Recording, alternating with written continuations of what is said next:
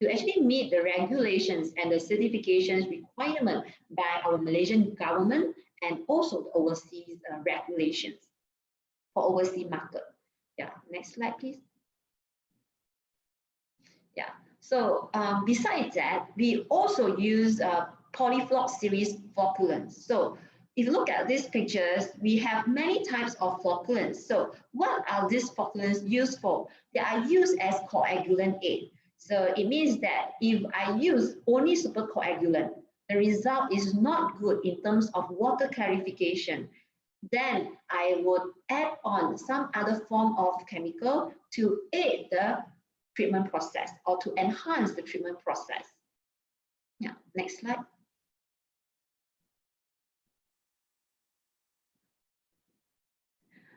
So in terms of the impact of our products, what we think in terms of as in DiaChemicals perspective.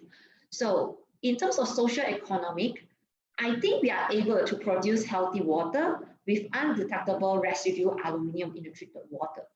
And also, we actually able to eliminate the use of cancer-causing polyelectrolyte. So if you look at the previous slide of those coagulant aid or flocculants, they are actually polyelectrolyte.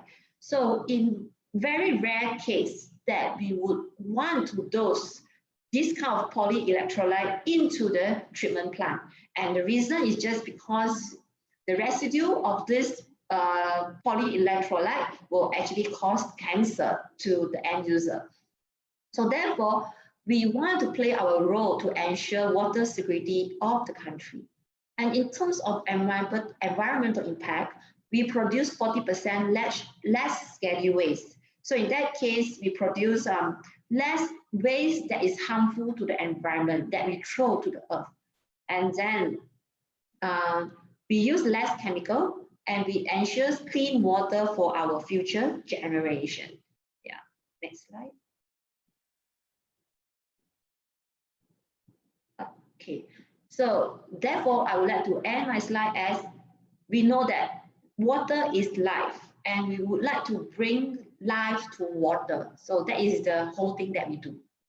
Yeah, thank you.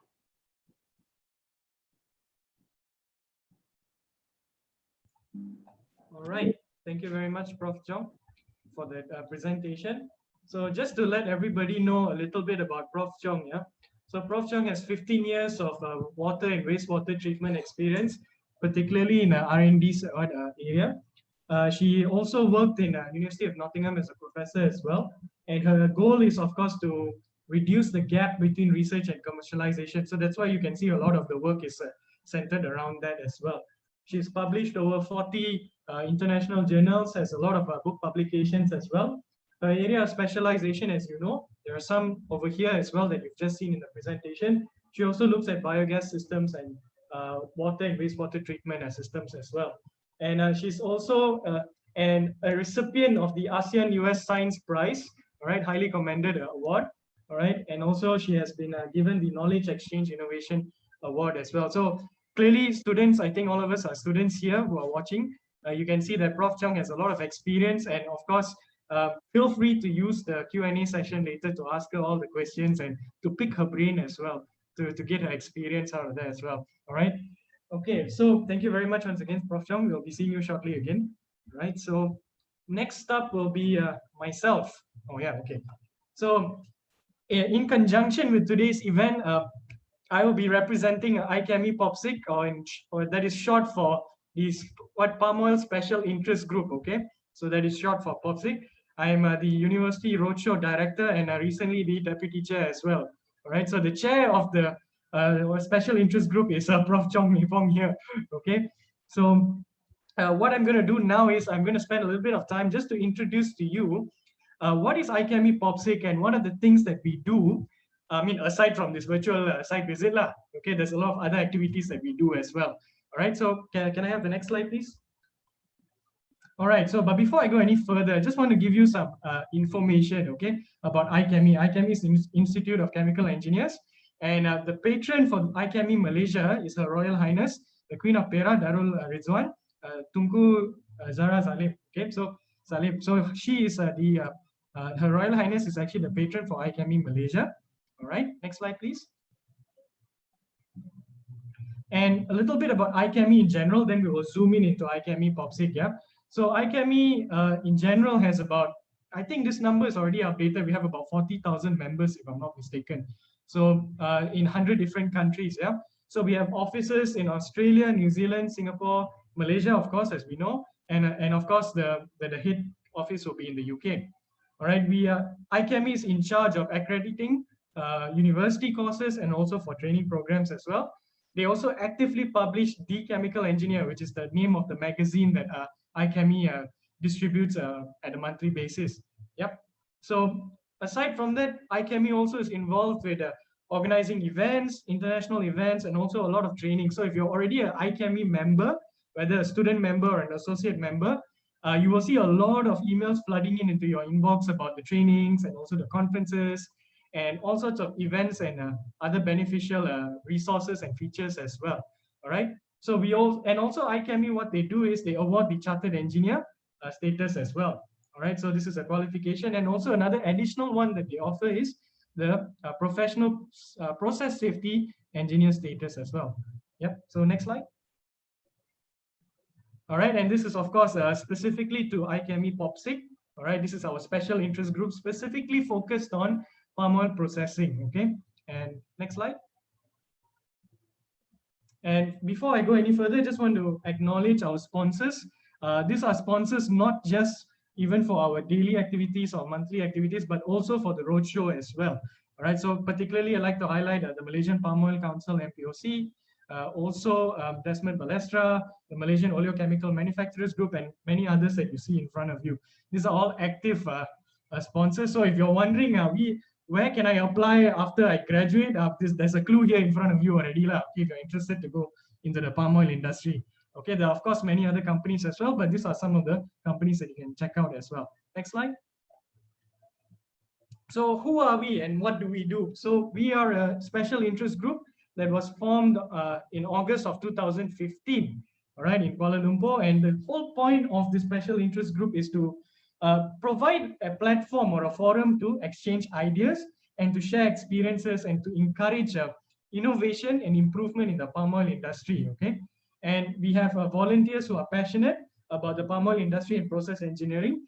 And of course, one thing is for sure, our group is not just limited to chemical engineers as well. All right, so we welcome a lot of people from other backgrounds who are particularly involved in the palm oil value chain as well. All right. So next slide. And just to share with all of you, we recently shared our 5th year anniversary already in 2020. So 5 years of excellence. And I believe we are still going very strong. All right, still a lot of events going on. 2021 is still a busy year for POPSIG. So we still have a lot of interesting events lined up for you. Surely the advertisement will appear at the end of the session today.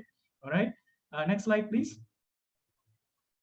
All right, and our objectives here are very important to highlight. All right, one of our objectives is, of course, at the end of the day, we are providing a platform to exchange ideas. But the key focus here is to promote best practices in the palm oil industry. Okay.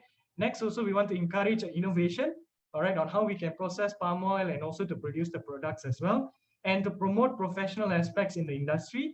And last but not least is, of course, to act as a focal point for those who are interested in the process aspects, because we are coming from, remember, we are from ICAM, and then we are joining the term palm oil as well. So obviously our minds are more in tune to think about process aspects. How can we improve the process? How can we optimize the process? How can we innovate the process even further, right? So that's what we are doing. Next slide. So now I'm going to discuss a little bit of some of the activities that we do as a special interest group. So we do a lot of activities. So here are some of them. All right, we conduct technical seminars. We also do forums. We do workshops, and we do webinars and evening talks. Okay, you see the term physical evening talks. I know this term seems to be a bit trivial now after 1 year being in lockdown, more or less.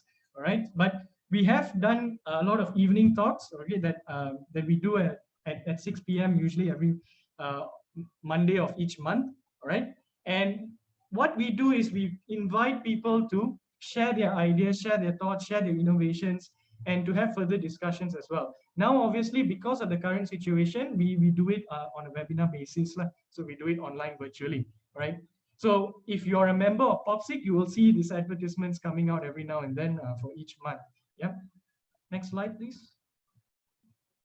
And aside from that, we conduct site visits. So these are just some of the examples of pictures of various places that we have organized site visits with. So we see Emery Oleochemicals. We've also gone to KLK Oleomas. We've also been to Oleon as well. So many different kinds of industry players from the palm oil industry as well, right? From the value chain as well.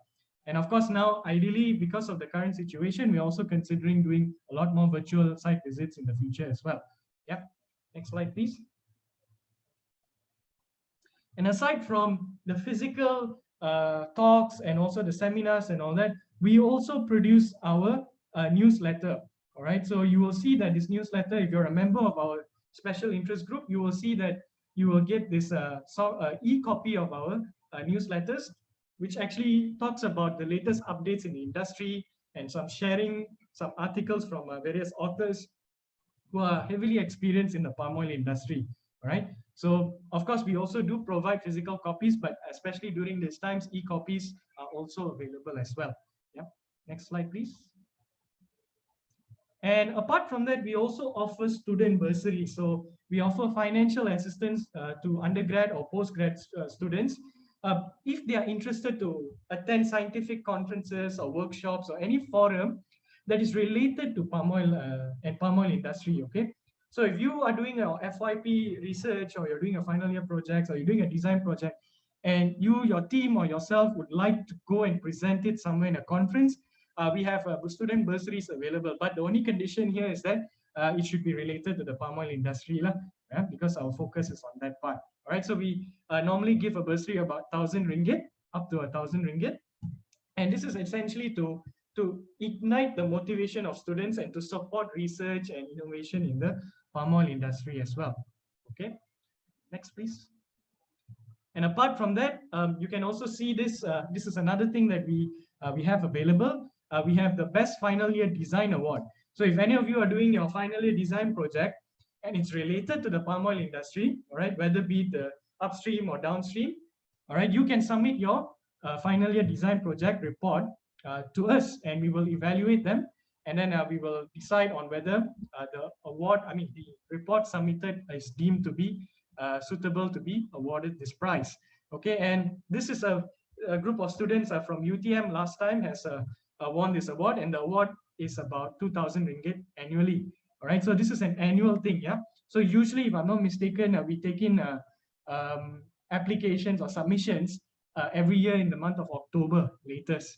So this is available in our POPSIG website, all right, a small website as part of ICAM's website. You can get the information over there.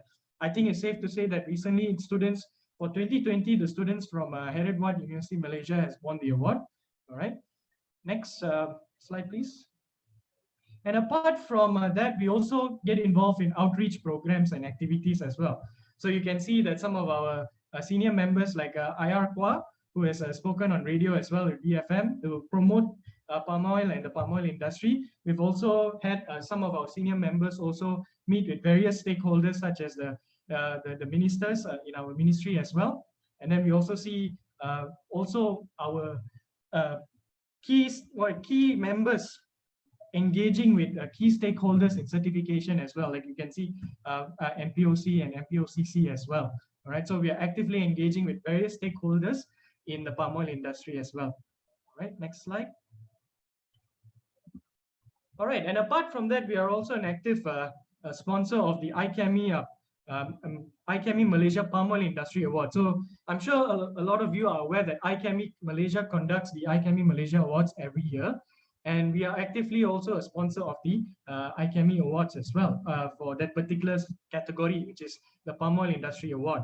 So you can see that there are previous winners, especially the 2020, the most recent winner is from Sunwind Solutions Malaysia as well. And these are all awards that basically encourage innovation further and also to recognize the contributions in the palm oil industry. Yep. Next slide, please. And of course, last but not least, we also have our university roadshows, as I mentioned earlier at the start of today's event. So we have planned for 24 universities, and we have been visiting 24 universities. All this, I mean, that is the plan for this whole entire cycle, and particularly focusing with those with the chemical engineering program, right? And the whole focus of our university roadshow at the end of the day is to promote the understanding of the palm oil industry, and also to highlight the opportunities related to the palm oil industry as well. So we've visited several universities, okay, especially in 2019. We've gone to places such as Monash, University Malaya. We've been to UTAR as well. We've also been to Nottingham. We've also been to Xiamen. And then in 2020, that was our very active year. The whole year, we had a lot of university roadshows. And interestingly enough, different modes of the roadshow as well. So at the start of the year of 2020, before MCO, we had physical site roadshows. But after that, we conducted virtual roadshows as well. So the list of universities we have covered is ranging from UCSI, UKM, Herod University. And then on top of that, we also had Curtin in Sarawak, Swinburne in Sarawak. We also did with the UMS together in one session. We also did another session with Sergi, UTM, and also UPM as well. And then we also did a UMP, and also, if I'm not mistaken, should be UTP as well. Yes, that's right. So hopefully I've not forgotten anybody, but thank you to all the universities for their support and for their never-ending motivation to help promote the palm oil industry as well as chemical engineering. Yeah, next slide, please. And yes, this was the recent 3 roadshows that we had. Of course, there's only 2 pictures over there, but we had 3 roadshows that I highlighted earlier. So we had a very interesting experience conducting this virtually as well. So these are the universities that you can see. These are the ones that actually took part in our virtual roadshows. All right. So because of the fact that we could do it virtually, we could, get involved several more universities at one particular event as well. So special thank you to all the universities from 2019 to 2020 as well. And next slide, please. And of course, I will not end it by saying there's nothing else. Of course, there's more to come in 2021. All right, so we are actively engaging universities for 2021 roadshows as well. So we've already sent out some invitations, but of course, if you'd like to organize further events with us, all right, we've also got some interest for previous universities that have already conducted the roadshow. They've already gotten in touch again with us, and they're very keen to do some version of the roadshow again. So you're more than welcome to get in touch with us. We'll be happy to discuss further on what kind of arrangement we can do for your university. And one thing is for sure, I highly encourage all universities to join together, to band together, and to come up with a unified event, so that we can actually promote chemical engineering and of course the palm oil industry together as well. All right, so next slide, please. All right, so with that, thank you very much for your time. All right, hope I did not bore you that much. All right, but this is just a summary of what POPSIG does. All right, ICAM POPSIG. So if you have any questions or any queries about what we do further, you're more than welcome to get in touch with us in the chat, and then we can answer your questions later. But if you're interested to join in and help out and to serve as well, we are more than happy to take you in as well. So just to give you a bit of a small idea on what is the composition of our committee, we have committee members that range from industry experts to academics to students as well, existing current students and those who have graduated as well. So we have a wide range of people. And one thing that is interesting about working with POPSIG is that you get access to different kinds of networks this way. All right, and this is very beneficial, particularly when you start working or when you're working or currently working at the moment as well. Or it's very beneficial for your career pathway as well. So if you're interested to get in touch and you want to serve in some capacity, please feel free to get in touch with us. So our secretary's email is over there, Associate Professor Dr. Wu Taiyong, but also we have a general email at the bottom, the Gmail over there, okay?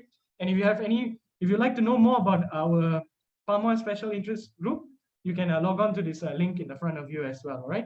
So that's all from me. Thank you very much. And it's a little bit awkward because I'm also the MC, so I'll have to carry on the conversation here, right?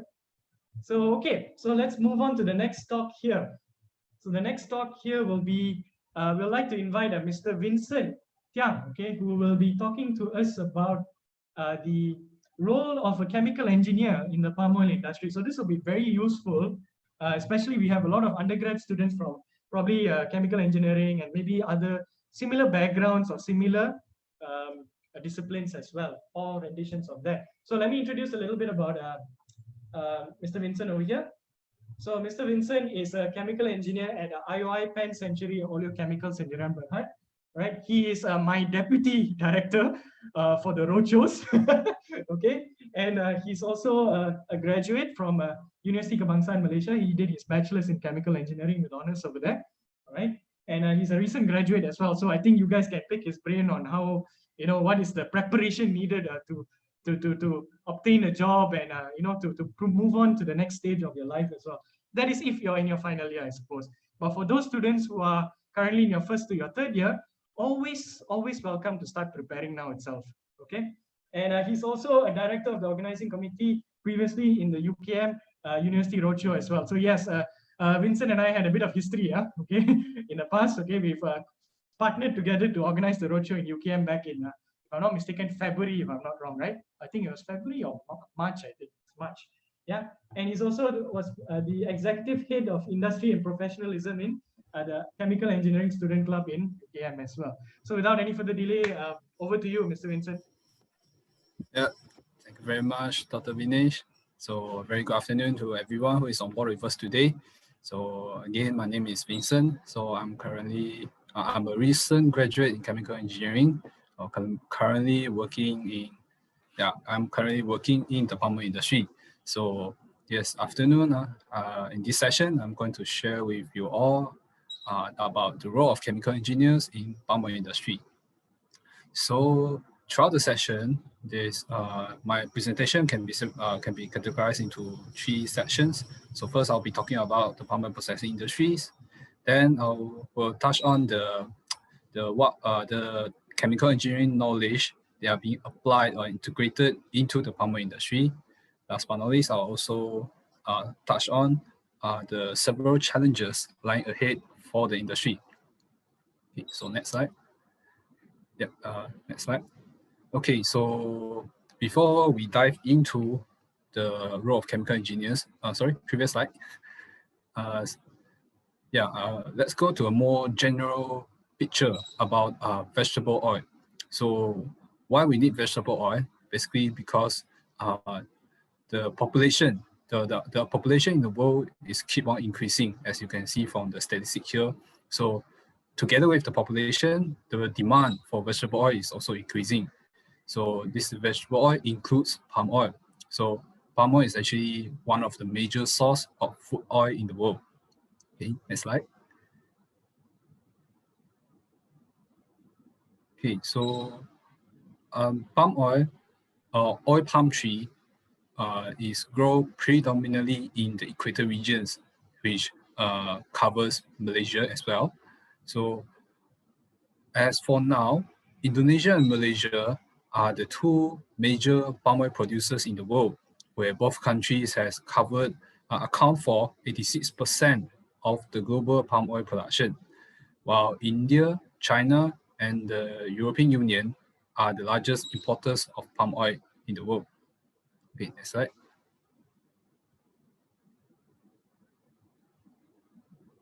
Okay, so now let's zoom into just now we see about the palm oil production in the world. So now let's zoom into Malaysia. So in Malaysia, we are the 2nd largest producer and exporters of palm oil worldwide, and Malaysia accounts for 10% of the world's oil and fat production, and 5.8 million hectares of land, or 17.5% of the Malaysia land mass is being used for palm oil cultivation activities. And palm oil itself is one of the top 10 largest export earners for Malaysia in the last decade. So, and also the industry has directly employed 600,000 people, and this number is keep on increasing. And also for your information, in 2017, we celebrated the 100th anniversary of the commercial oil palm planting in Malaysia. Next slide, please. Okay, so palm oil is by far the most efficient oil crops compared to other source of vegetable oil such as rapeseed, sunflower, and soybean. So as you can see from the slide, from the figure here, palm oil outmatches all other oil crops when it comes to the efficiency per use land. So it is no surprise that palm oil and palm kernel oil comprises 1/3 of the vegetable oil production in the world because of the high efficiency of the oil production. Next slide, please. Okay, now we sort of have an idea about palm oil in the market. Now I will touch on the palm oil processing itself. So how is palm oil actually produced? So actually, if you see from the background here, you can see there's a lot of palm oil trees. So actually, it all started in the plantation where the tree is grown and the fruit and the palm fruit is harvested. Okay, next slide, please. So palm oil processing, in some way, it is not so much different from oil and gas industry. So as we know in oil and gas industry, we have upstream, midstream, and downstream.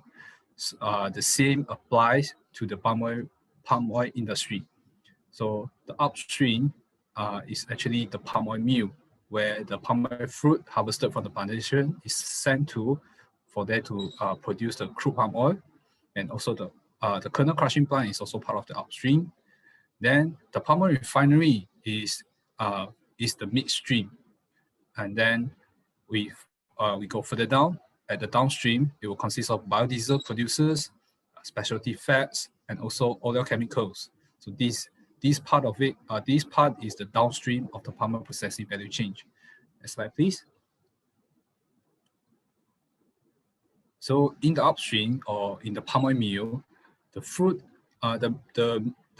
is passes through several processes before it becomes the crude palm oil. So this process includes sterilization and threshing, and here we'll release the fruit for the bunch. Then the fruit is digested and pressed to release the oil. The oil then passed through more separation processes, that being clarification and centrifugation, and then to remove the impurities and the solids. And finally, we will get the crude palm oil, or also known as CPO. And then the palm kernel is another primary product from the process, whereas the biomass is considered as the secondary products. Next slide, please. Okay, so now we have the CPO from the upstream. This CPO will then be sent to the refinery for refining processes. So there is two types of refining processes, that being physical refining and chemical refining. So in physical refining, the CPO will pass through degumming, bleaching, followed by deodorization. While in chemical refining, the CPO will pass through alkaline neutralization instead of degumming, followed by bleaching and deodorization. So despite there is some difference between these two types of processes, both processes will give us the refined, bleached, and deodorized palm oil, or known as RBDPO. Next slide, please. Okay, then this RBDPO will be further processed in the downstream section, where the palm oil is fractionated to separate the solid phase and the liquid phase. The solid phase is known as stearin, shown in this slide here, and then the liquid phase is known as the olein.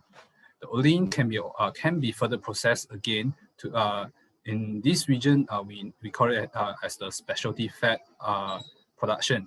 So where the olein will become can be further processed into like soft PMF, super olein, and the mid olein, top olein, etc. Okay, next slide. Okay, so this is these are the images as an example of a typical palm oil plantation and the palm oil mill. And then next slide. Okay, so this is a picture of a typical palm oil refinery and fractionation plant. So as I explained earlier, so the oil refinery will produce refined oil from the crude oil through degumming, bleaching, and deodorizing, while the refined oil will go through fractionation process to be further separated between the solid phase and the liquid phase. Next slide. Okay, so this picture is a typical palm-based oleochemical plant, where the palm oil feedstock is being used to produce products such as fatty acids, fatty alcohols, fatty amines, methyl esters, and glycerines. These are generally known as palm-based oleochemicals. Next slide, please. Okay, so we have talked about different various types of palm oil products. So actually, where are those products being used in the market? So here we can see that actually palm oil has various applications such as cooking and frying oils. You can use in body wash, lubricating oils, margarine, bakery products, soap bar, even lipsticks as palm oil, and candles, so on and so forth. Next slide. Therefore, it is not unrealistic to claim that more than half of the products on sales in supermarkets are actually made with palm oil. Next slide, please. Okay, so now we have a overview about the palm oil processing industry. Now I will touch on actually what are the knowledge that chemical engineers can apply in the industry. Next slide. So actually, what is the role of chemical engineers, not just in the palm oil industry? As a general, the role of chemical engineers is actually to improve the quality of life. So how we do that? So as we know, chemical engineering, it involves physics, involves chemistry, involves biology, and also mathematics. So these various fields are being applied together, put together as chemical engineering science. So we also collaborate and exchange ideas with multidisciplinary teams in research and developments. So once we are properly trained and educated, we are able to make processes more sustainable and safer. So this is how chemical engineers can contribute to improve the quality of life by applying the chemical engineering science. Okay, next slide. Okay, so I believe in this slide, I believe the chemical engineering students, including myself, are very familiar with all the terms here. So these are basically I can say the subjects that chemical engineering students will learn throughout their 4-year degrees.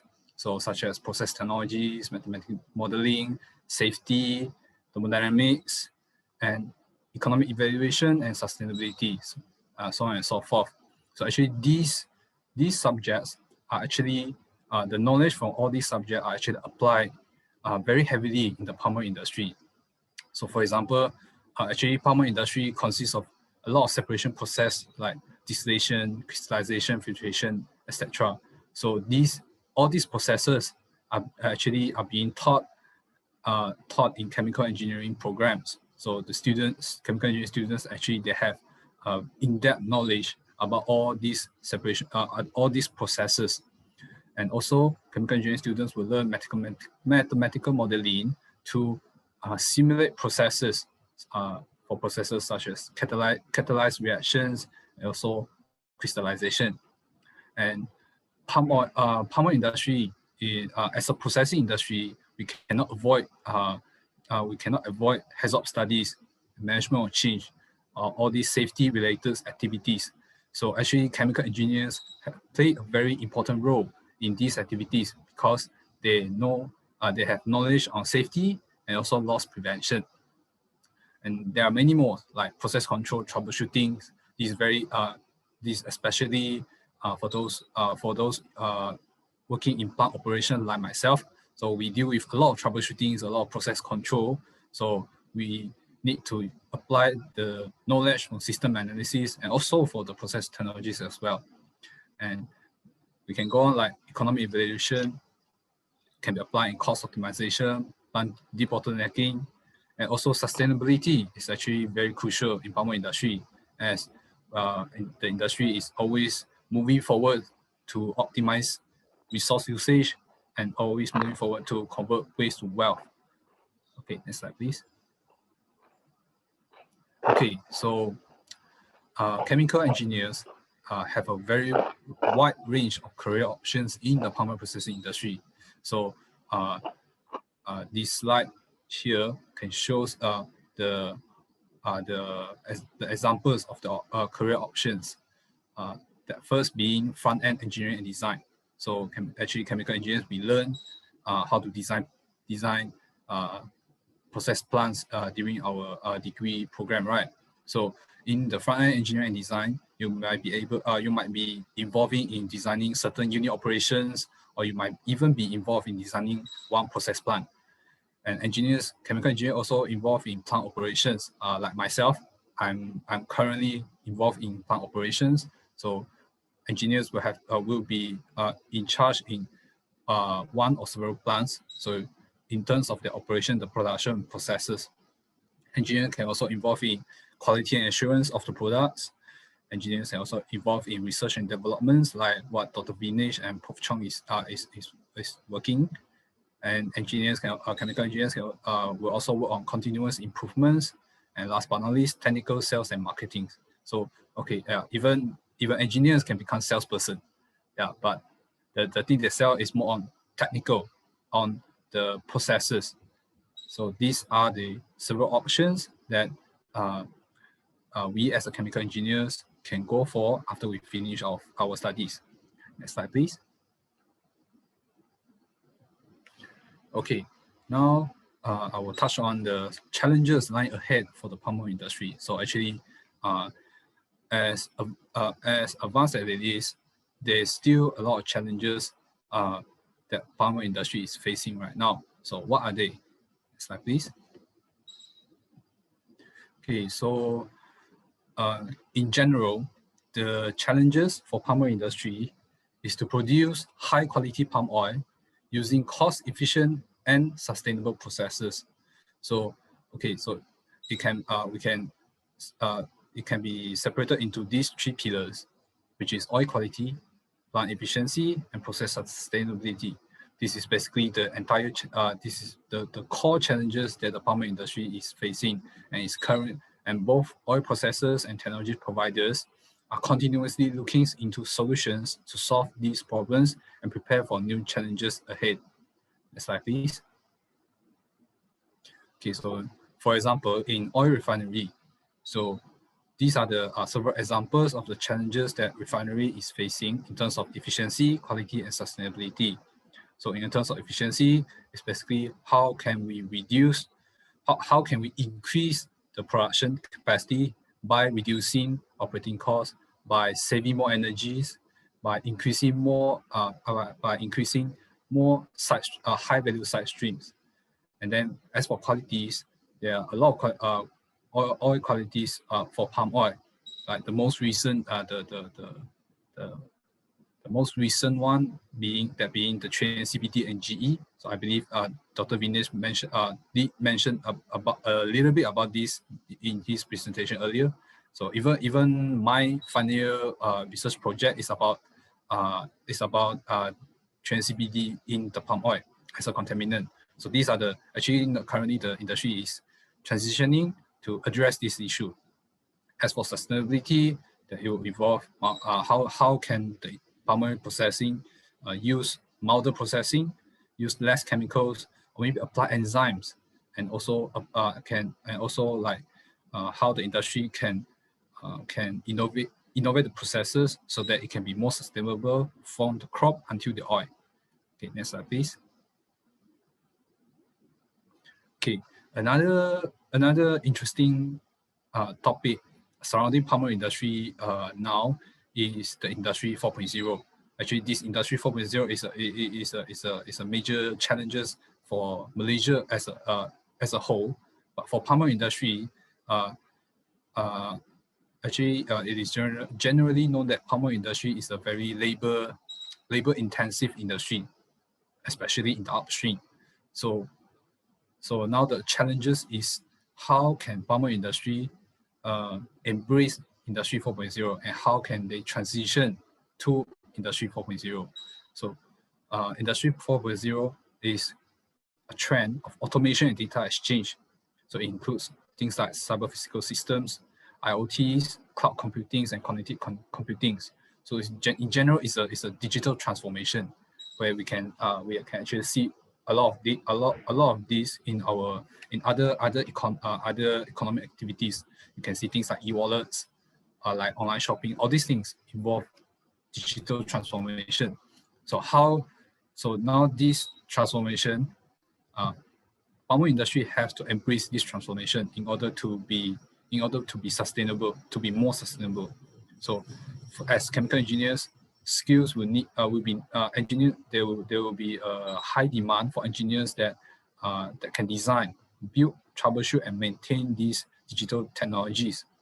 So due to this industry 4.0, so now chemical engineers, they not only need to have critical thinking, not only they must know how to solve problems, even now engineers must be data savvy as well due to this industry 4.0. Okay, next slide, please. Okay, so engineer isn't just about dealing with machines. Previously, I have this kind of mindset. Okay, engineers, yeah, it's basically dealing. They are the people who will be heavily dealing with machines. But actually, this is not true, because we wouldn't make a very successful engineer if we don't have these transferable skills such as relationship management, leadership, and communication skills. Actually, these are the soft skills.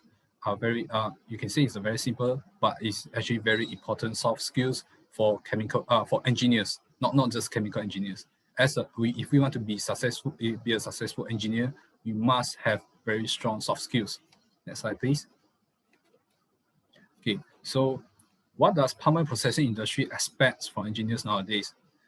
Yeah, so actually this is also very refreshing for me as a recent graduate. So what does the industry expect from people like us? So first, engineer must be able to apply knowledge and understanding to practical situations. And then they don't expect us to be bookworms. We must be able to apply what we learned, what we studied into actual situations. An engineer must be able to manage interpersonal relationships, again, the soft skills, and to demonstrate leaderships, and then to exhibit good communication skills. Engineer must be able to commit to a high standard of professional and ethical conduct. This is very important for engineers because of the work that we do. We must uphold the professional and ethical conducts. Otherwise, it will have very significant effects to not just the environment, but also to the people. Last but not least, engineer must be able to commit to continuous professional development related to professional knowledge and also competency. Okay, next slide, please. Okay, so how can we develop and excel? Okay, so now we have idea of what the industry expect from engineers. So how should we plan, or how should we do? So here are three very straightforward points. First is again about soft skills. We must know how to connect with people. We must know how to network with people so that we can have this kind of idea sharing, like joining POPSIG is a way of how we connect with people from the same industry or from other industries. So this is very important. Then we also need to we cannot avoid going back to the basics, because for my experience as a chemical engineering student, there's a lot in chemical engineering program. Really a lot. We learn a lot of stuff, but actually what we do when we graduated, it might be very specific. So in your career, you might be working on as the design engineer for maybe heat exchangers, solely heat exchangers. Then you might need to go back to the fundamental knowledge about heat exchangers, the working principles, the design procedures, all these things. So there are times that we have to go back, or we have to study back the fundamentals, the working principles, in order to find in order to identify the solutions for the problems that we are facing in our work. Last but not least, we have to uphold our professionalism. Again, engineer as a profession, we need to uphold this professionalism and ethical conduct. And we must always strive to build trust amongst the peers. Okay, next slide, please. Okay, so I believe that's all from me. So I hope what I'm shared today can more or less give you an idea about palm oil industry and also about what chemical engineer actually can do in the palm oil industry. So again, thank you very much, and everyone stay safe. Okay, thank you very much, Mr. Vincent. So I'm sure the students at least have some idea on what is expected of chemical engineers when they go into the palm oil industry. But of course, there's an opportunity for you to ask more questions later as well during the Q&A session. So please feel free to do so. You're always welcome to ask the questions in the chat. You can do so now if you'd like to, and we will address it during the Q&A when we have the time. All right. So let's move on to the next item on the agenda today, which is about the virtual laboratory and production tour. All right, so this will be led by Prof. Chong. So Prof. Chong, I'd like to invite you back. So I believe you'll be explaining the pre-recorded video, right? Yes.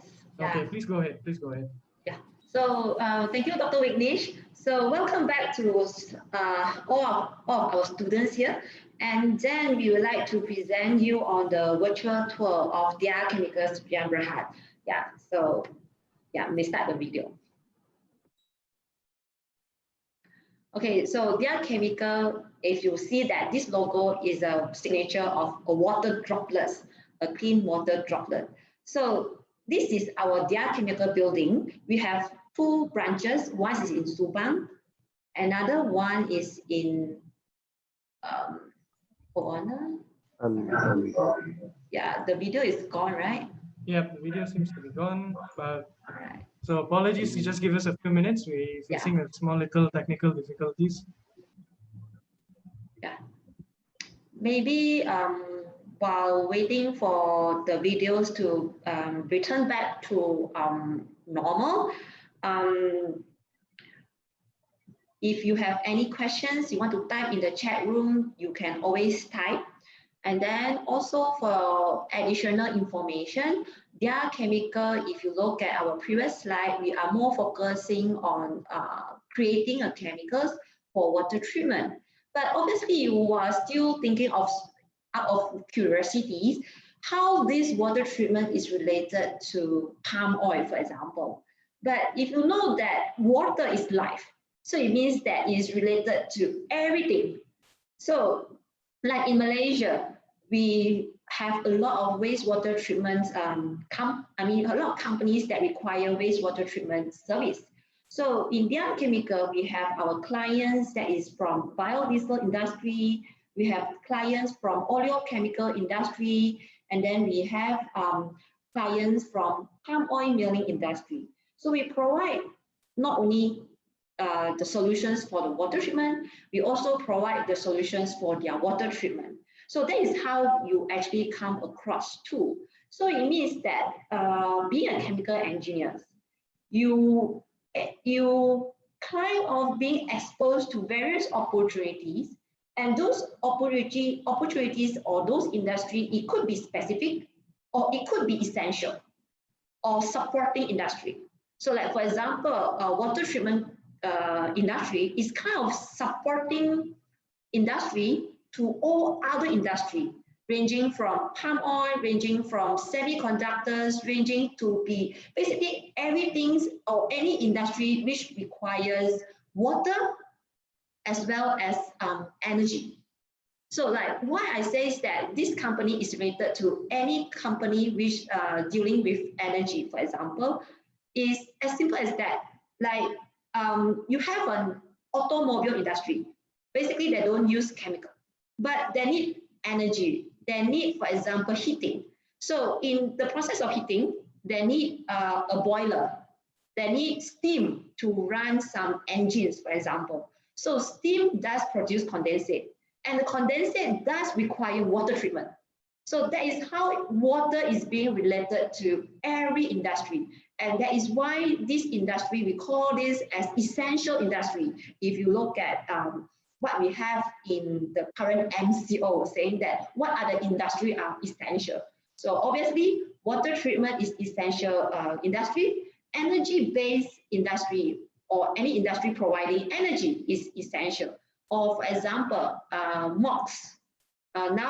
Now the company, we call it as Linde, providing hydrogen gas, providing oxygen. So all these are the essential company. Why? Because they are giving support to all other industry, including palm oil processing industry.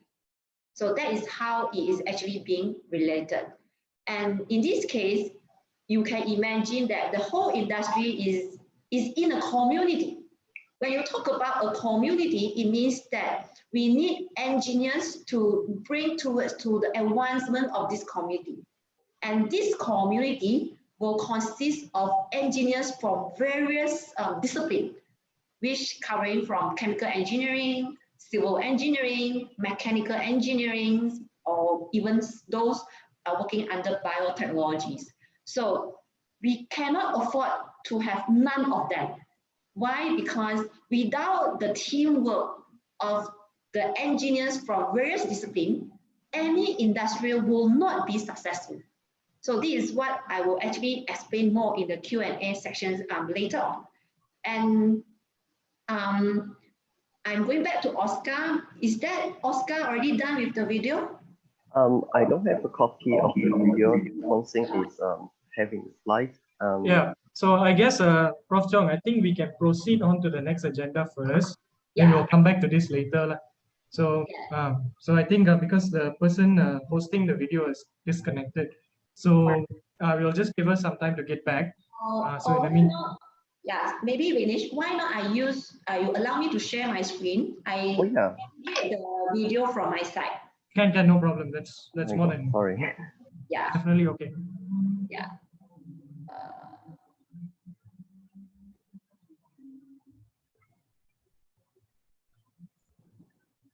Can you share the slide?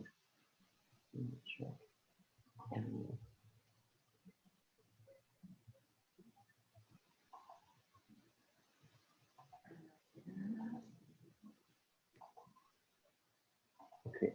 Yeah. I just give you the access to share the slide. Yeah. I open up the Zoom first.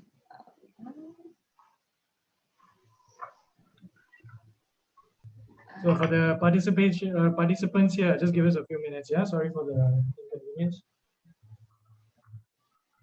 Okay, so everybody can see my slide? Yes. All right, so we shall continue. All right.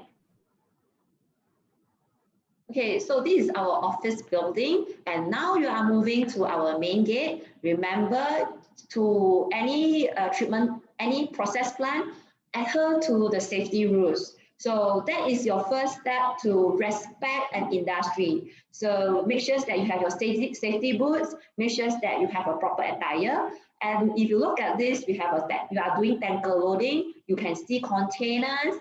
We are a small companies where you don't have many containers or many tankers, to be honest. But that is some of the opportunities that you can actually see, the things that is so common in the industry. And obviously, you have the My Sejahtera app if you want to scan yourself, and please take off your shoes to our office. So this is our reception area where usually we will just leave it empty here, and then now we just move on to our upstairs as our main office, because our building has 3 stories.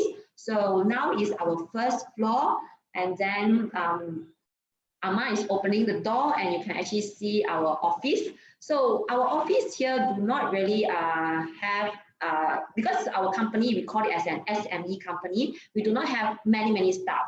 Maybe we have about 10+ staff in the office and also in the production floor. And this is our meeting room that we actually brainstorm our ideas together most of the time. And then my project engineers usually will sit in the office if they are not going to the site. So basically, if you see that our office is empty, it shows that our company is busy. You will see many people in the office, our company is not that busy because they are not at the site. And then this is our laboratory where we actually do a QC check on our products. So we have our oven, we have our distillers. So the setup is a common setup in the lab, it's a general setup. And then this is the COD reactor, chemical oxygen demand measurement. This is the basic balance, spectrophotometer for wastewater analysis, water distiller to get distilled water. You have lab oven to do general analysis. And then what we actually do here in the lab, for example, we test the specific gravity of our product to ensure the consistent quality. Why? Because specific gravity tells us the concentration of our active ingredient.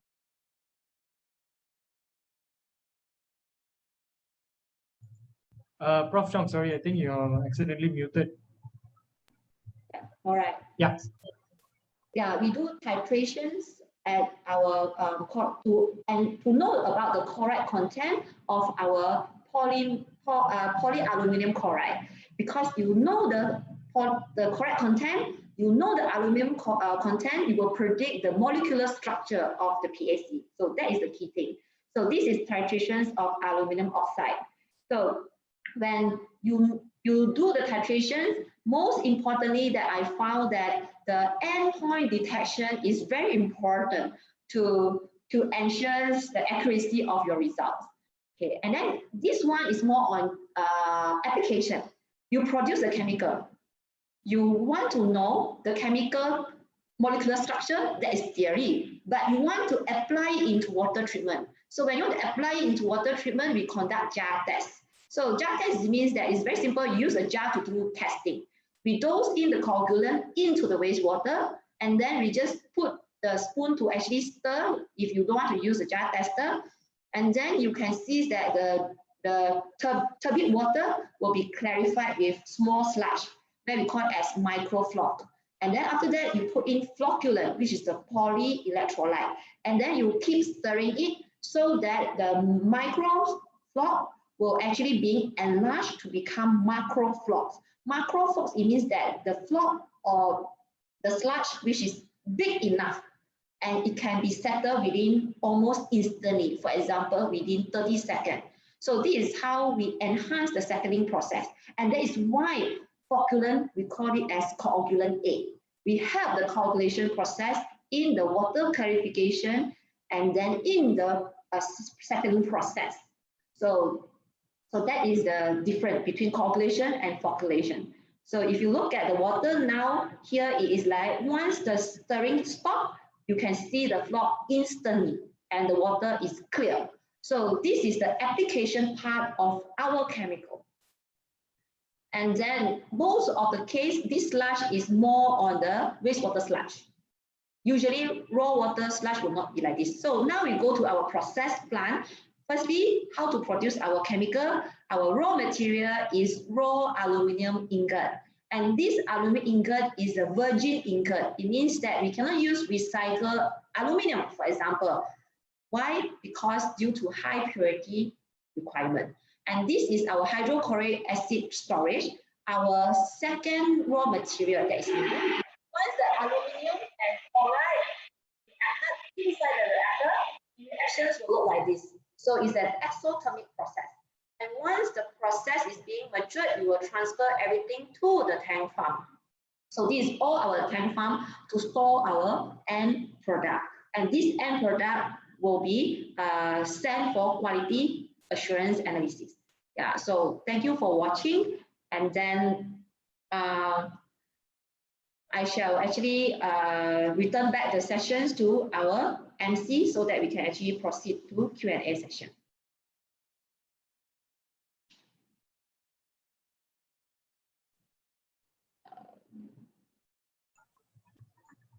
Okay. Right. Right. Thank you very much, Prof. Chong. All right. So let's move on to the next agenda. So I hope the students were able to see the at least a picture on how the production line and also the labs and equipment all look like, and what are the various things that the engineers do in DiaChemicals. All right, so let's move on to the next agenda here. So the next agenda, I'd like to invite Mr. Amar Rizwan, who will be sharing his experience as a fresh graduate, engineer as well. So I believe, Amar, you don't have particularly any slides prepared, right? So you're just speaking directly, right? So yeah, whenever you're ready, you can start. Yeah, all right. And maybe Okay. you can introduce yourself first, and then you can start. All right, okay, sure. Okay, thank you. Thank you, Dr. Vic. Okay, first of all, a short introduction on who I am. My name is Amar, and I am a chemical engineering graduate from. I am chemical engineering graduate from Curtin University. I actually graduated at the end of the year of 2019. And currently, I am working as a project engineer at DiaChemicals Sdn Bhd for around seven months, I would say.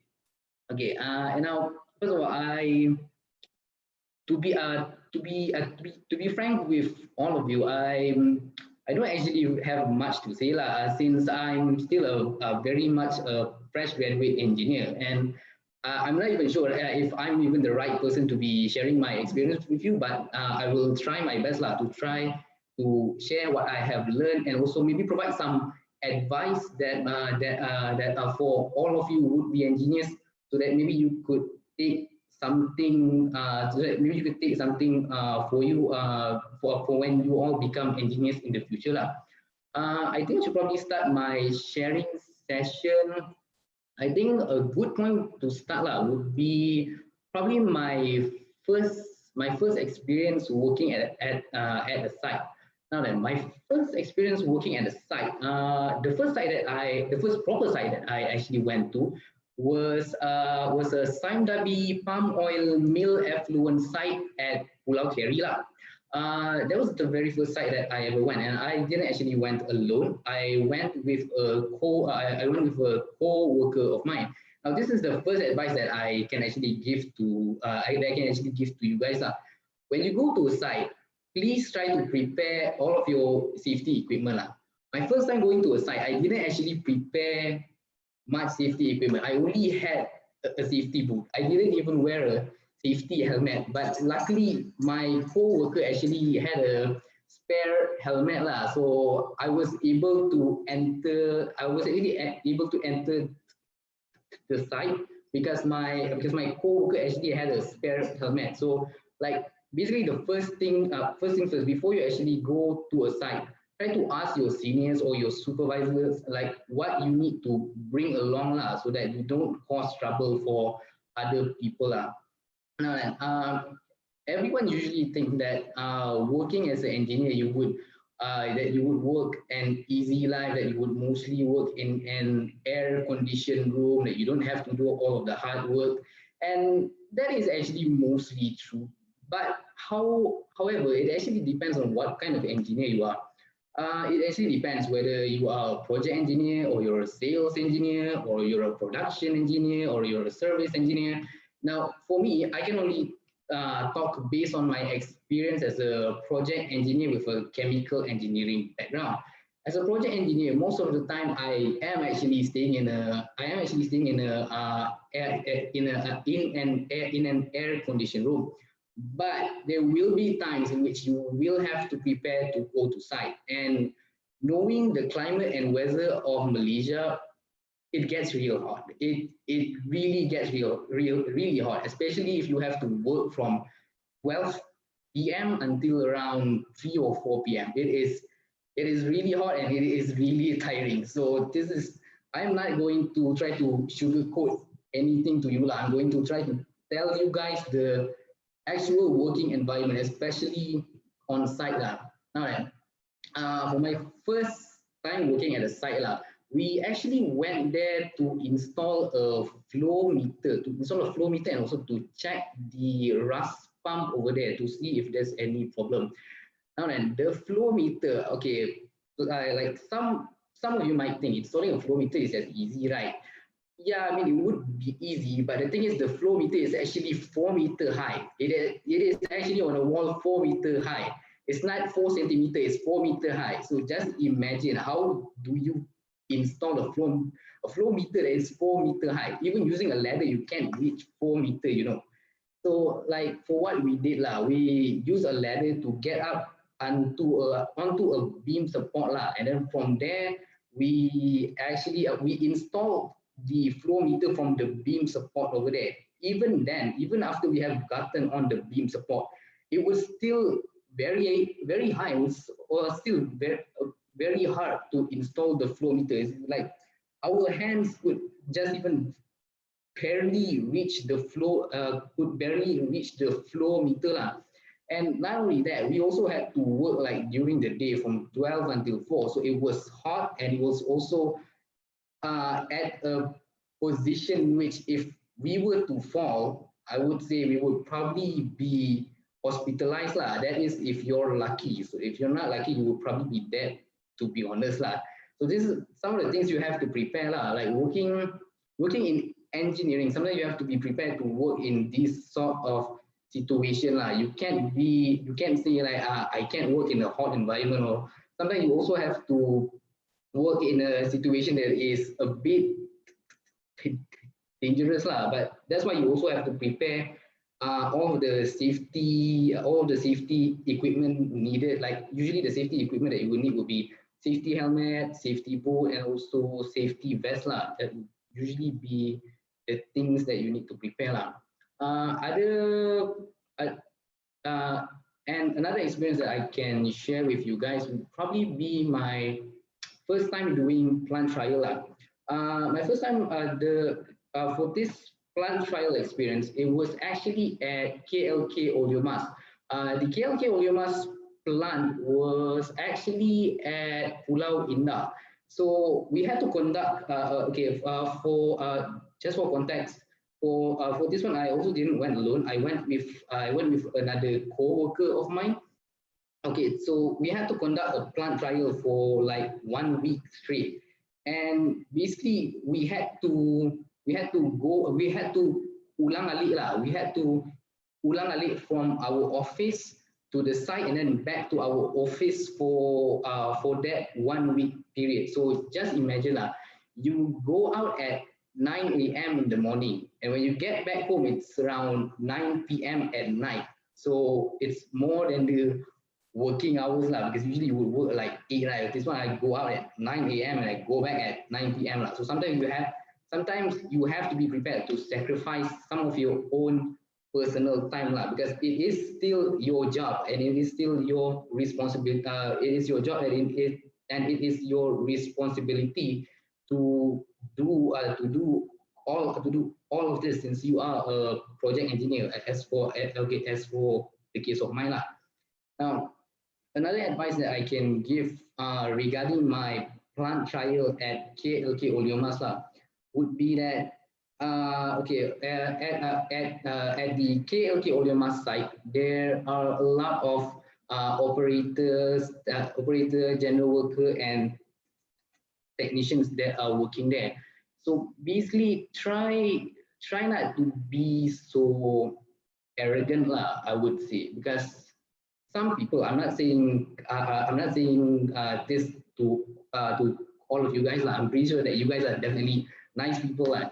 But some people when they get the experience to become an engineer, sometimes they feel that they are a bit big lah. They feel like just because they have an executive title that they can treat non-executive workers like in a horrible manner lah. Because sometimes these guys, they actually have a lot of experience. They really do have a lot of experience that you can definitely learn from. Because some of these guys, they have been working for more than 10 years. Some even have worked there for like 20 or 30 years. So even though you might be an engineer working at an executive level, you might be able to solve complex mathematical equation. You might have good planning skills, but you wouldn't have the knowledge and experience that these guys have. These guys, they are able to identify a problem at a plant just by looking at it, just by hearing if there's something wrong, or just even using smell. If they smell like there's something wrong at the plant, like these guys know how to do their stuff. So like try to be humble. Try to be humble. Don't be so arrogant. Try and learn from everyone and anyone that you meet lah. Even the general stuff lah. Try to be like nice and good to everyone lah. And other than that, I can I will also try to say this is also something that I've been trying to work on even currently lah. As a fresh grade engineer, you sometimes don't have quite of an idea of what you would do on site. Sometimes you think like what you would do on site is sometimes you think that what you would do on site is like how you would do in a university setting. That's if you have that sort of mindset, it's going to be a bit hard for you to get into terms with an actual engineering work. What I'm trying to say is try to think outside of the box. Don't try to be so strict-minded lah. Don't try to follow your manual or your textbook so much lah. Because sometimes there are things that happen on site that is not written in any manual or that is not written in any book. So you will have to try to adjust. You have to try to adjust and adapt and try to think outside of the box to try and solve a problem lah. Because this is something that even I'm still trying to work on, because to be honest, my way of thinking is still a bit based on the book, and I'm still trying to grow out of that sort of thinking lah, trying to think more out of the box, not trying to be confined by books and whatnot lah. So I think that should be all for my sharing session. I'm a bit sorry if I don't have a lot to share with you, but this is what I have. So I thank you guys for giving me the opportunity for sharing my experience, and I pass it back on to Dr. Vic. Right. Thank you very much, Mr. Ahmad. So I'm pretty sure that was valuable advice and experience that that you've shared with the students as well. I think these are all very important traits to have, and this is not written anywhere in any book, so this is important for people in the industry to tell. And it's always good to remind ourselves that we are not just working with machines, we are working with people, as what Mr. Vincent also mentioned earlier today. Communication skills is very important, and Mr. Ahmad, you have made that very, very clear, and you've emphasized that very clearly as well. Communication, relationships with people, being able to get the point across, and at the same time thinking outside the box as well. Sometimes you just have to think on the fly, that's what they say. Yeah, so I think this is a very important part. So thank you very much again for your sharing. So okay, we'll move on to the next section here, or the next agenda here on the itinerary here, which is questions to the speakers. So okay, I believe all of you still remember all of us spoke today. So now is a chance to get the questions out of the window. So I think if I'm not wrong, Oscar, I think you're maneuvering it, right?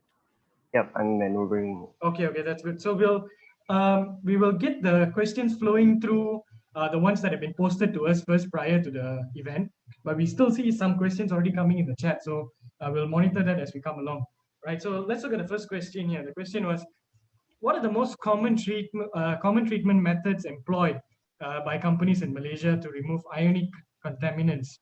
And these contaminants can be something like a nitrate, phosphate, ionic dyes in water. All right. And was adsorption preferred? And how often was it applied to actual industry wastewater treatment? And the effectiveness, what is the effectiveness comparing it with other methods as well? So I think this one I'll invite Prof. Chong maybe to comment on this.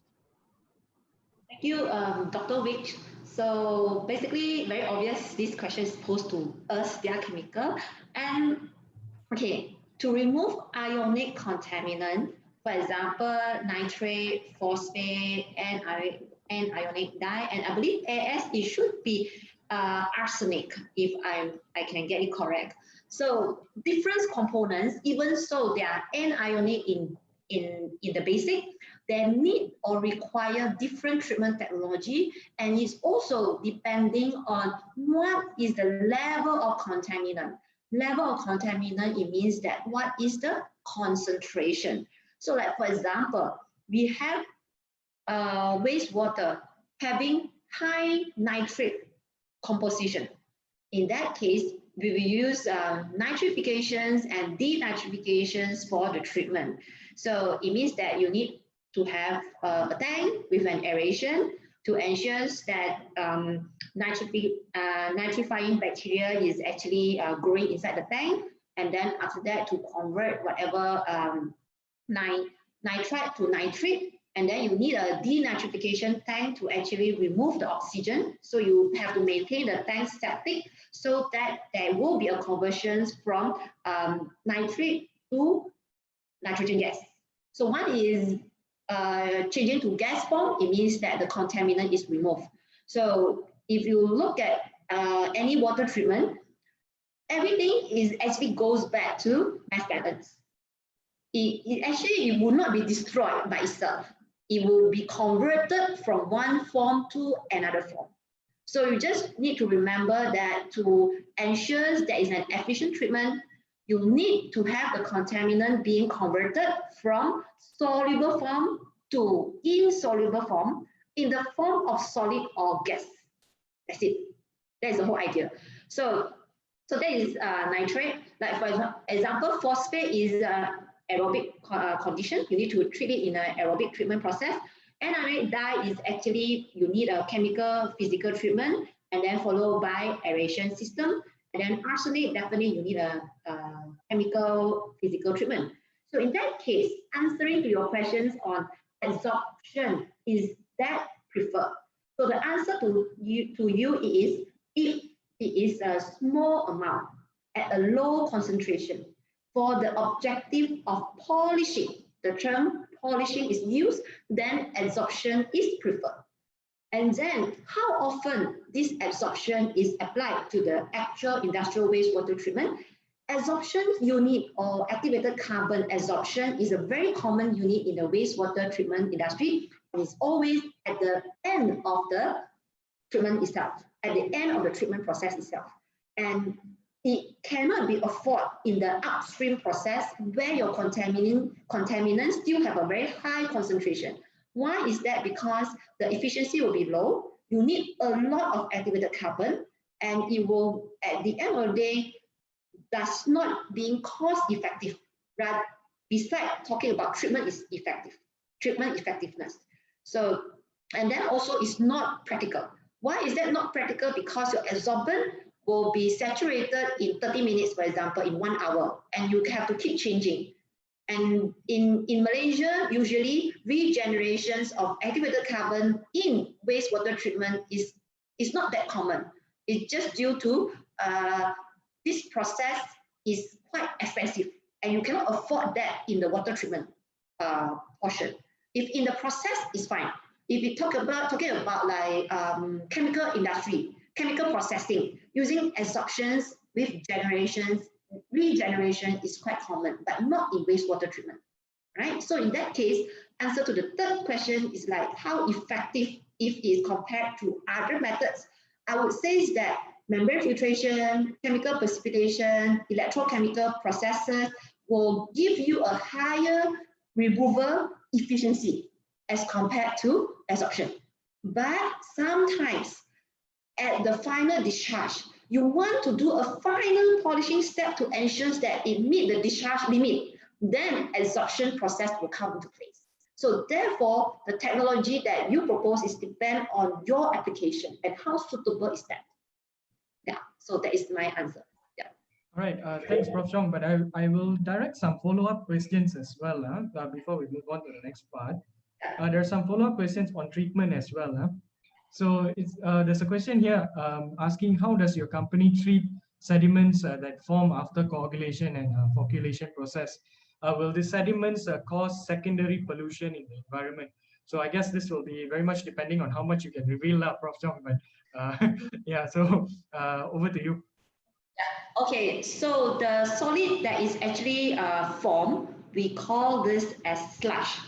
So we call it as two types of sludge that you will generate in a conventional water and wastewater treatment process. We call it as chemical physical sludge, which is the sludge which is formed due to the dosing of chemical. Another type of sludge, we call this as biological sludge. So the sludge which is formed due to the biological process of the bacteria. So both sludge, if you segregate them and then you send it for disposal, if talking about chemical physical sludge, we will call this as scheduled waste. In Malaysia, we term this as scheduled waste. So in this case, you need to send for a special treatment regulated under Department of Environment in Malaysia, and that company, we call this as quality alarm. So therefore, the sludge that is produced from chemical physical treatment, what you need to do is like, you need to separate them by using a clarifier system. A clarifier system, it means that the water will float on top and the sludge will go down. And then this clarifier, the bottom of the sludge, you need to go to another sludge treatment unit. So this sludge treatment unit, in this process, you need to add flocculant so that to ensure that the fluffy flock, the weak flock, will become stronger flock, dense. So after that, we will go through some dewatering machine. So this dewatering machine consists of, like, for example, filter press. Just imagine that it's a filter. You press the sludge to squeeze the water out. You want to squeeze as much as possible the water out so that you can get the sludge which is as dry as possible. The drier that you get, the more cost effective that you will be in your industry. So in that case, that one will send to quality alarm. So biological sludge will go through the same process, and that will depend on the definitions of the DOE officers. So some will allow for landfill, and some is still considered as scheduled waste that you need to send to quality alarm. And in quality alarm, the sludge is being finally treated by using incineration. It's a conversion of organic compound, whatever organic compound that is remaining inside the sludge, to become ash. So again, sludge, which is solid, become air, gas, it becomes in gas form, and the ash form is still whatever remains in the solid that return back to the earth. So that is how the conventional treatment. Yeah. Okay, thanks very much. But then on that note, right, do you see any opportunity in bioflocculants, Prof. Chong? Yeah, bioflocculant would be a good opportunity and is a kind of a recent development, a recent research. And some bioflocculant which was being commercialized is the soy-based flocculant. Usually, those flocculants will have a high protein and is a polymerized protein. That is the candidates that is good to be selected to be extracted and produced as a bioflocculant. So the only part or the only challenge in this research is the cost effectiveness. How effective or what is your yield? Like, for example, 1 kilogram of biomaterial, how many kilograms of bioflocculants that you are able to produce? That's first thing. Second thing is like, how stable is your polymer chain? Because bioflocculant will be degraded in no time. So in the normal flocculant that we've been using nowadays is already biodegradable. It will be degraded within 24 hours.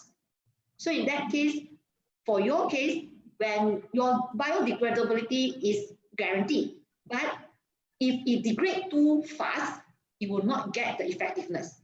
If you degrade too slow, it's very difficult to be digested or degraded at the end of the day. So these are the two challenges of a bioflocculant. But definitely, if the successful of bioflocculants being produced, it will actually change the entire industry in Malaysia, for example, in terms of sludge treatment, because you can always use that as fertilizer. And in the future, Malaysia will shut off a lot of landfill areas. So to be honest, industry now are looking towards how to achieve zero sludge production so that they can avoid the landfill requirement of scheduled waste management. Yeah. Right. So I will come back to the slide questions now. So there's a question here that says that the services provided by DiaChemicals is mainly emphasized on wastewater treatment. However, many researchers make the point that process optimization is more important than waste treatment. So what's the viewpoints of the speakers here? So we'll go around, maybe we'll start with Prof. Chong, then followed by Vincent, and then I probably will comment on this as well. Yeah. So Prof. Chong, over to you first. What's your view on this? Okay. So process optimization is kind of a wide definition. So a lot of researchers or people from different fields have a different definitions or concept about process optimization. But in any way, the end point or the end results of process optimization is how to maximize the conversions of raw material, how to minimize the waste generation, and then how to actually increase your productivity and increase your profit. So in all these kind of activities that it has been done, I would say that this process optimization is equally important with waste treatment. And why I say so? Like for example, the experience that I have in biodiesel production. So biodiesel is talking about a conversion or a trans-esterification process of this palm oil-based material, all right, with alcohol, which is methanol, for example, to produce biodiesel. So this is the common process, but you will add some catalyst, for example. So in terms of process optimization, without considering the waste treatment technology or the availability of waste treatment method, it will lead you to the wrong global objective. I mean, like you lead you to the wrong objective in your optimization process. Okay, so why I say so is because like this. In the process of optimization, I have my experience that the plant designer designed by using different type of catalysts. And based on that, they found that one catalyst having the highest conversion bring into the lowest capital cost, lowest process cost, but the highest yield. So in that case, the whole process was designed based on that. And that design was using raw material, which is from waste material.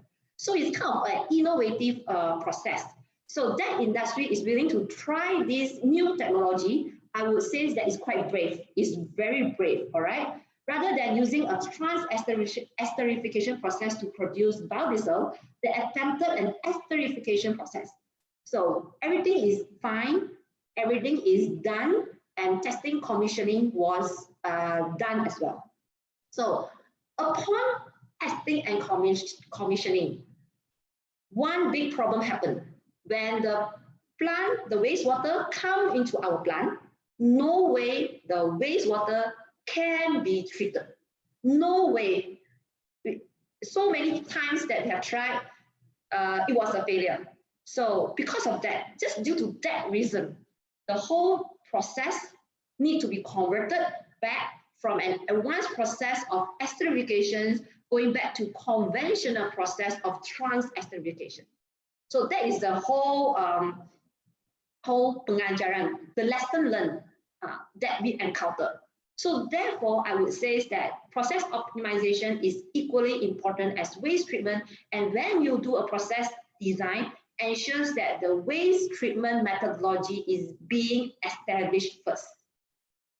Yeah, so that's the whole lesson learned. It's a very big lesson, to be honest. Yeah. Mm-hmm. Right. So, Mr. Vincent, how about you? What's your thoughts on this? It's a very, very serious question. So I'll try my best in my knowledge to answer this question. So, process optimization. So what I learned from process optimization is basically to find the optimum point for a process. So what is the optimum point that we can achieve, so that like what Po Chong said, we can maximize the raw material conversion, and we can minimize the waste generation.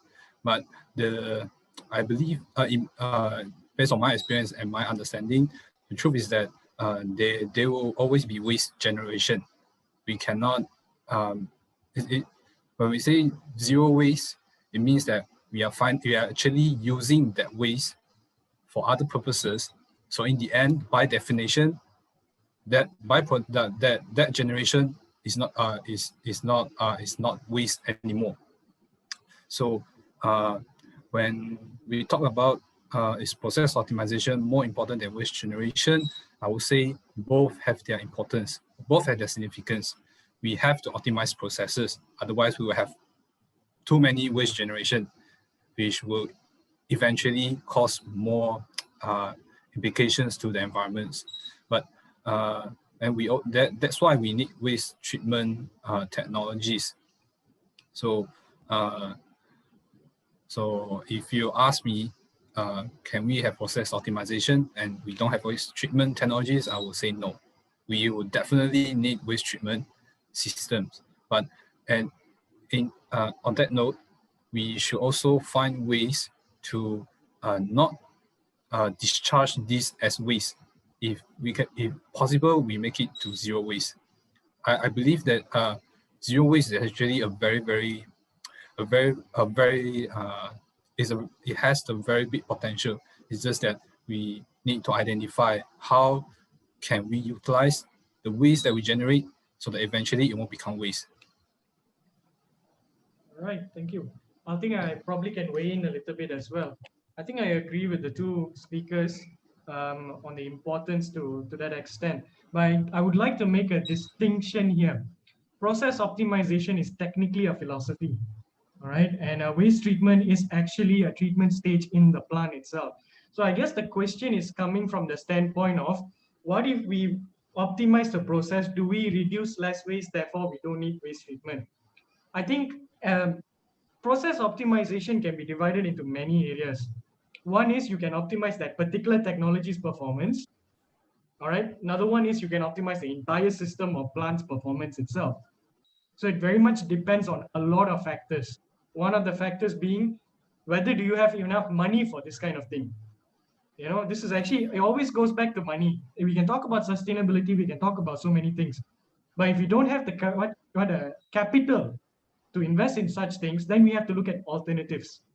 You get what I mean? So in that sense, when we do process optimization, we're not just looking at the process that generates the waste itself. We also have to look at overall as well. What is the best way forward in terms of the cash flow as well? If we cannot optimize the process because it's too expensive, the other way is, you know, look at treating the waste and doing it systematically. So that's my take on it. I mean, I'm not going to touch on the points mentioned by the other speakers because they've already mentioned it quite clearly. Yeah, but I would say that it's a philosophy issue in that sense, because process optimization is just, I can also optimize the waste treatment process in itself, which is also something that a lot of people are looking at. We're trying to optimize the performance of the waste treatment process. That's why a lot of you look at different ways to treat the waste that is coming in, whether it's waste or whether it's water in general. You know, that in itself is already a contribution on its own. Yeah. So that's my take on that. All right. So I also want to comment a little bit about this waste treatment. Yes, go ahead. Because I was working at Pfizer before, and the job that I was assigned to is all about the waste treatment on site.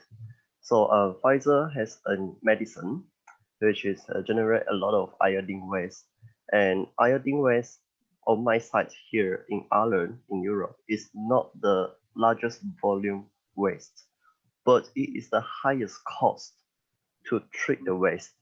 So, and also a lot of factors that needs to consider, such as the transportations, because there's no way to treat Pfizer iodine waste in Ireland. You have to send it off to Belgium, Pfizer at Belgium, or a company in Belgium to treat the waste.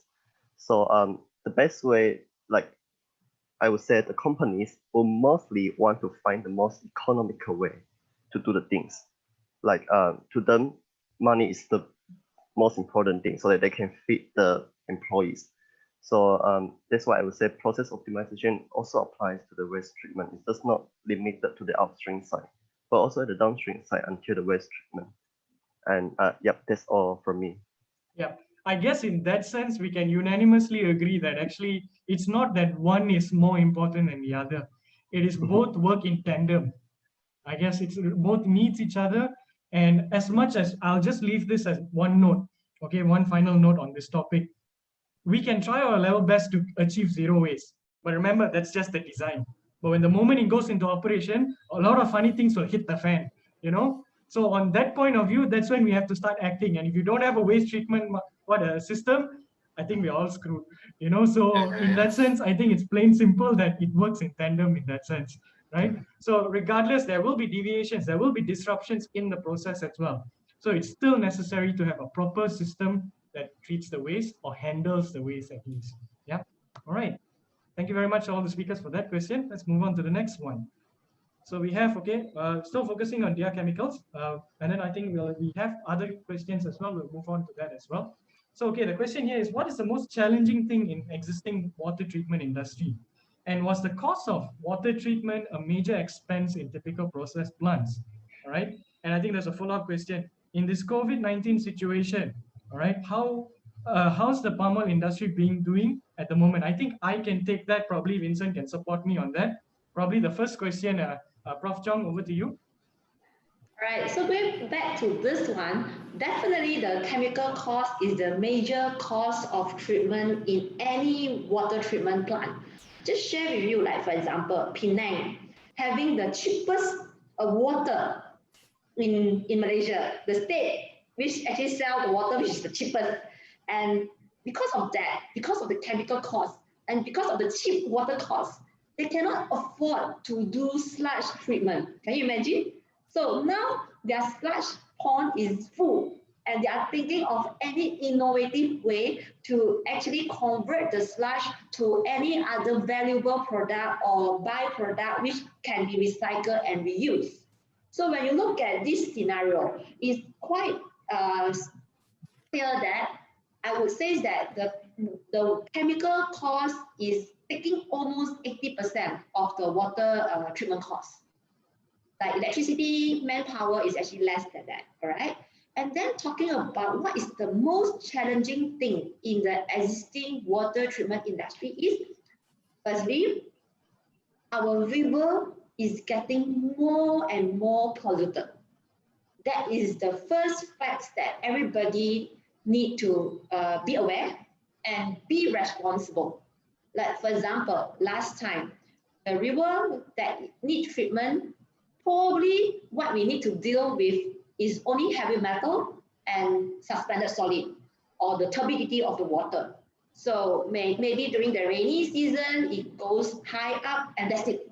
But nowadays, we have other contaminants that is coming into our challenge, like for example, hormones, antibiotics, colors, solvent that is actually giving the smell. So all these are the challenge. And then recently, there is one biggest plant in what we call it as Clan Valley. Okay, I'm not going to mention any name of that location, but that will have arsenic contamination. All right, imagine that is the biggest plant that going to generate drinking water for many residents in here. All right, and we have the challenge of arsenic. And now, until now, I don't have time to think how to solve that problem. So therefore, the decreasing water quality that is available for drinking is the most challenging thing in our industry, to be honest. Yeah. Maybe, yeah. All right, thank you. All right, so we'll probably cover the next question here about COVID-19. So it's about how's the palm oil industry doing at the moment. So I'll take that question. One thing that maybe most of you may or may not know is that the palm oil industry is actually considered as an essential sector. All right, and because of that, they are allowed to operate during times of, especially during the first few months of the pandemic in Malaysia, where we had the extremely strict MCO period. So during that time, the palm oil industry was still able to operate. And at the same time, because they're an essential economic sector, number one, because they also supply raw materials, or in fact, even the materials itself, the actual materials needed for food production as well. So they have been flourishing during that particular time as well. So in terms of operations, I would say it's not affected that much because operations are still running. However, I might say one additional thing about that. The challenges that the palm oil industry face, especially during this COVID-19 pandemic, is that right now, because travel is restricted, therefore getting workers or getting the workforce or increasing workforce is a major challenge at the moment, particularly when before the pandemic itself, there's already a shortage of labor, right, for the whole entire value chain. But then now with the fact that we have travel restrictions in itself, it exacerbates the problem even further. So especially when it's an industry that heavily relies on international and foreign workers as well in various parts of the sector. So now with the restrictions in the industry, this is definitely a major challenge lah. But of course, that is just me talking about the value chain in an overall perspective. But maybe I'll invite Vincent, because it's also part of that value chain. Maybe he can comment on this as well. What's your thoughts on how the palm oil industry is doing during the pandemic? Yeah, thank you, Dr. Viknesh. So yeah, during COVID-19, palm oil industry, I would say it's not bad, but if you say it's very good, I won't say so as well, because even though in fact the demand for palm oil, for vegetable oil as a whole actually increased during the pandemic because of the demand for the consumer goods, and so palm oil industry naturally the demand will improve as well. And also when you add on the difficulties in getting labor forces, like what Dr. Viknesh said, so the lack of labor forces affected the production. So here you will have an effect on you have a negative impact on the supply. So when you have more demand and you have less supply, naturally in terms of economy, it will increase. Means basically palm oil becomes more expensive. And also another issue that I can share is this is not directly related to palm oil, but it has the effect indirectly to the industry. During COVID-19, especially during pandemic, the logistic industry is very heavily affected. So when we produce palm oil like in Malaysia and Indonesia, so all these oil in my previous presentation, all this oil mainly goes overseas, like China, and Europe. So this requires logistic facilities. So when the pandemic has impacted the logistic industries, it also impacts palm oil industries. So because basically it's like we have the oil, but we cannot sell the oil because we don't have facilities to get the oil to the customers. So this is what I see during my working period.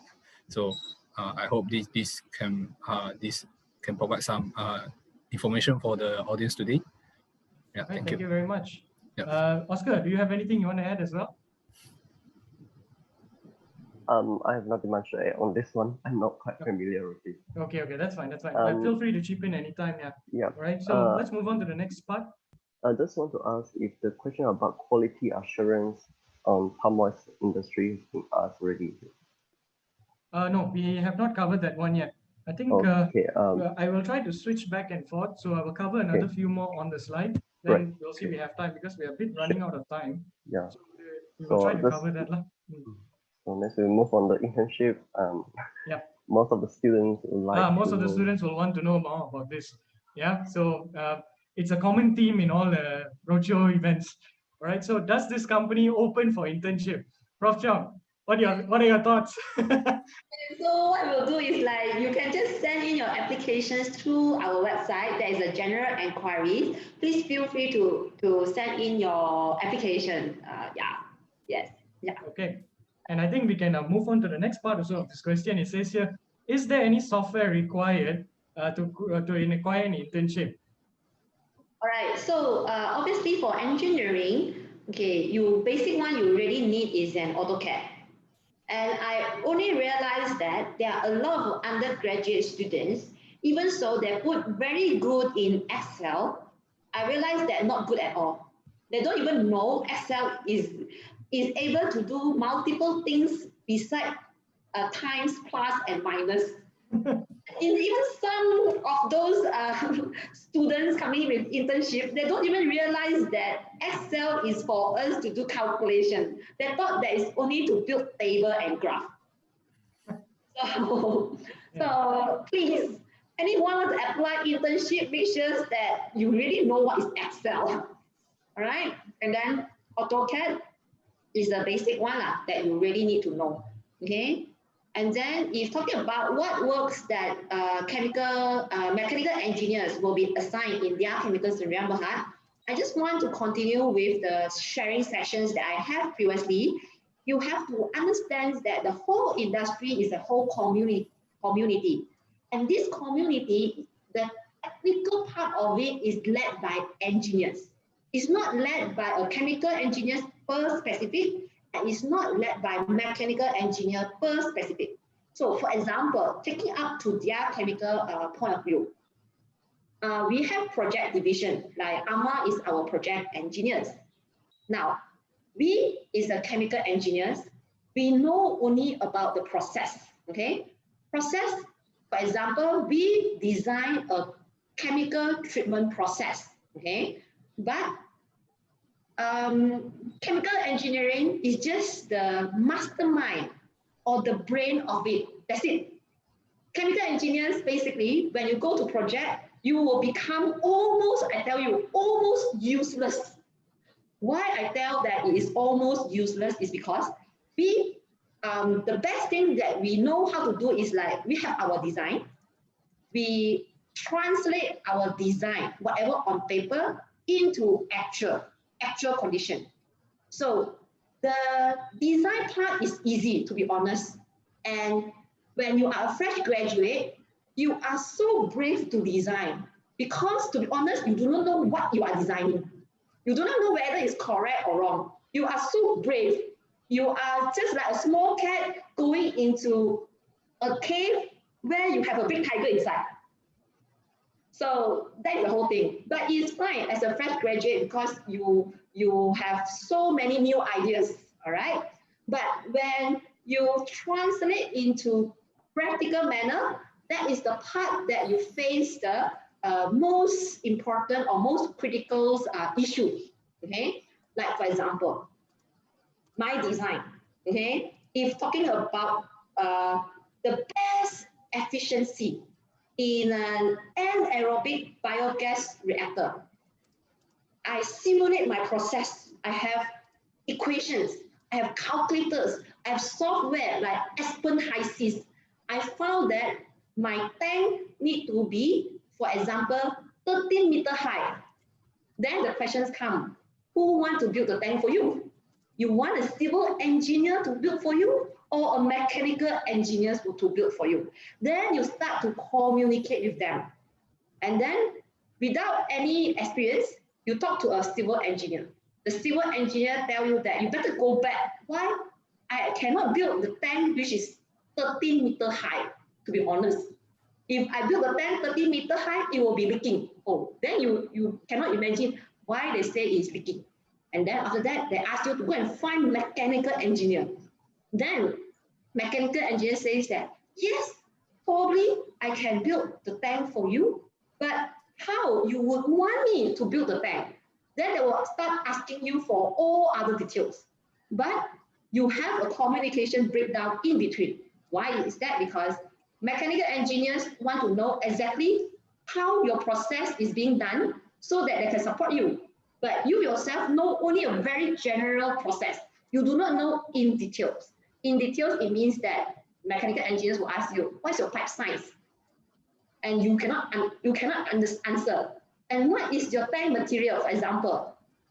At least you can answer some kind of material, for example, mild steel or stainless steel, for example. But when they start asking you, what is the thickness? Then you will start to do not know how to answer and start pushing to each other like, you should do the calculation. Then the mechanical engineer tell you that, no, chemical engineer should do the calculation. So the communications parts or the issues will rise when you start communicating with other engineers. But without those engineers, without civil engineers, without mechanical engineers, without electrical engineers, the plan will not be materialized. It will just remain at your desktop where you claim as the most perfect idea in the world. So therefore, in any plant execution, for example, in DiaChemical, we need at least a chemical engineer, we need at least a mechanical engineer, and we need at least a civil engineers. So civil engineers, for example, when we build water tank, we tell the civil engineers that I want the water to flow from here to another point as smooth as possible. You just tell the civil engineer what you want. Then the civil engineer will take their gadget, like a stethoscope, but I don't know what is that, to check the level, to ensure that the hydraulic profile is executed according to your design. Like for example, my tank level, I need 5 meter high. The water level is 5 meter. Who is going to materialize this 5 meter water level? Is your civil and mechanical engineer. All right, so therefore, if going back to the questions, mechanical engineers will be assigned in, what works that will be assigned in DiaChemical as a mechanical engineers is to help us to execute our idea, our design. Yeah, so that is the answer. Yeah. All right, thank you. And the last point there, what are the important qualities and skills that employees look for in new graduate engineers before hiring them? All right, I think this is probably something I can take because I think all the speakers here so far have sort of emphasized on this a lot in their respective presentations. But I think I'll add on something slightly different in addition to what they have said. All right, so of course, communication, the skills, the technical skills are all very important. But I think attitude is another important thing. Right, I think attitude is a very important thing, and I can see a lot of my fellow speakers here are already nodding their heads there earlier. You know, attitude is very, very important. Most important attitude or habit to have is the initiative. I think regardless of which industry you're in, I think it's good to have a habit of taking initiative. Don't wait for something to happen. Go make something happen. All right, that's the clear difference over there. All right, don't wait for somebody to tell you what to do. Go find something to do and find how to do it and just take initiative. The more you take initiative, the more you open doors for more learning and for more experience as well. So that is one quality I would say, right? So I think we are kind of like offshooting time already. I think it looks like we still have a lot of questions to go here. I think it looks like we'll probably have to put a pause here. I think a lot of students need to leave because they have to go for another class or something like that. So we'll not delay them any further, but however, the questions that you've all submitted to us are very interesting questions. What we will do is we will try to answer the questions offline. We will distribute the answers to the ICAM student chapter at UTAR, all right? And from there, we will put the point for point answers to the respective questions. So I hope we've also collected some of the questions in the chat as well. Those I noticed a lot of interesting questions. Unfortunately, we don't have that much time. But of course, should I answer this question here? The future of chemical engineers, I think on that, I will end on that note and then we can take our group photo session. So what is the future of chemical engineers here? So essentially, at the end of the day, you go back to your skill set. I would like to invite all of you to go back to your skill set. Do not just hold tightly to the name of your degree, all right? That it's a chemical engineer, you only do chemical engineering stuff. Go back to what skills you learned, all right? And at this particular time, the future of chemical engineers is still there. But whether the job or the industry, that is something that is shifting. The industry changes, all right? Now, previously, we used to say the industry shifts every 10 years, every 5 years. Now the number is getting smaller, all right? Because of the current situation. So in that sense, you know, we have to go back to the skill sets that you possess. When you finish your degree, what are the skill sets that you have? Your ability to optimize, your ability to handle large data, your ability to problem solve. These things never run away from an engineer, particularly a chemical engineer. So in that sense, there is still a major need for people like you and I, all right? There's still a need for people like this. But of course, the industry changes.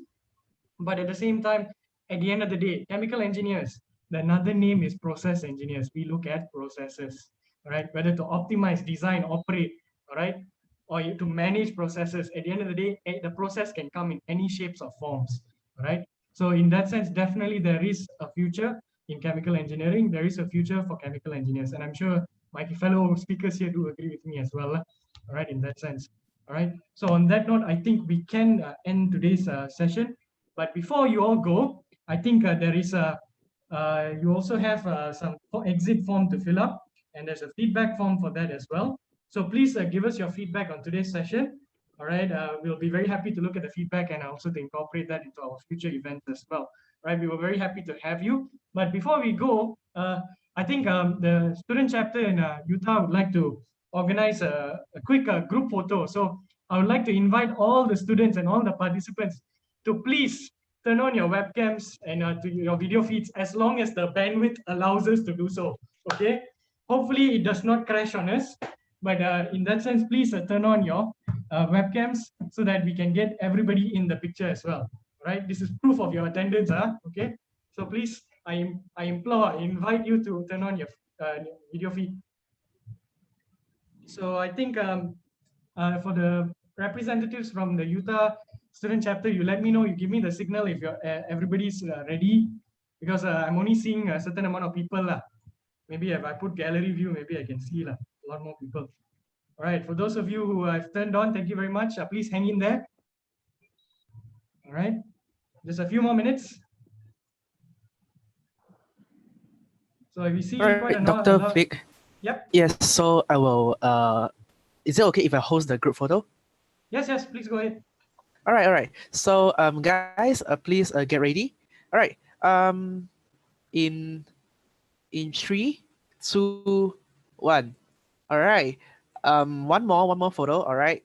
Okay. So please please allow me to record the photo for a while. Okay. Guys. So one more photo. In 3, 2, 1. All right. Great. And can I have one more again? One more.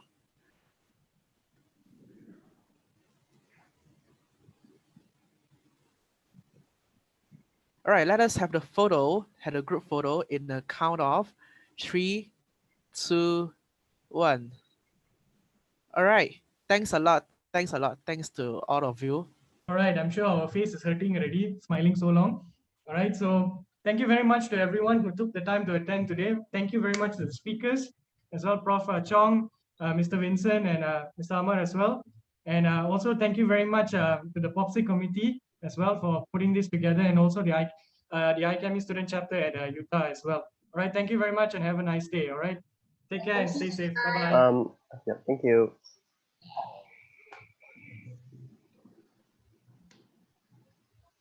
Thank you.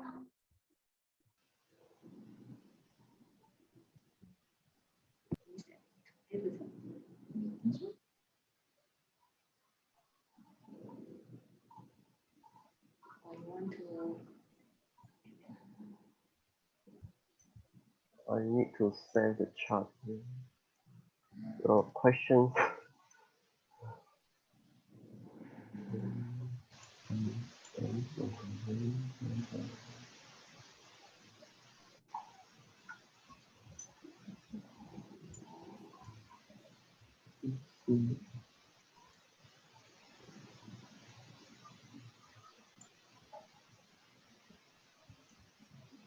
So I guess we'll wait a few more minutes. So I think a few people will probably be taking their QR codes now. Okay. Yeah. And then if we leave the chat message will be gone, right? So Oscar need to Yeah, I'm saving the message here. I also need to copy the question, right? So that we can. Yeah. Thank you so much, Dr. Wick, Dr. Mr. Vincent, Prof. Chong, and also Oscar. No problem. No problem at all. Yeah. It was actually like longer Q&A session. Yeah. Normally the Q&A, there'll be a lot of questions. I think based on my experience in the roadshow, quite a lot of questions to be asked, and we normally have so little time to cover all of it. Yeah. But I think it's good that we cover, we take all the questions in, then later when we answer them offline, we put all the answers together, then we can upload them. Okay, then I'll share that to students.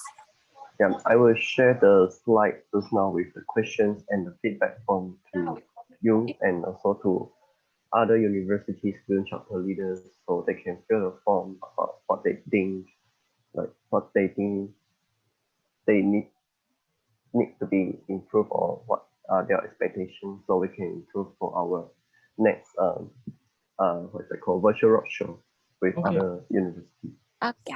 About the recording, do you guys want to see? Because I've recorded, so maybe later I'll email the recording sections to you guys. Yeah. Is it- Yeah, Yeah, that'll be sure. good. That'll be good. Okay. Thank you I so think we much. I think we can already stop recording. Okay. Yeah. Yeah. Okay.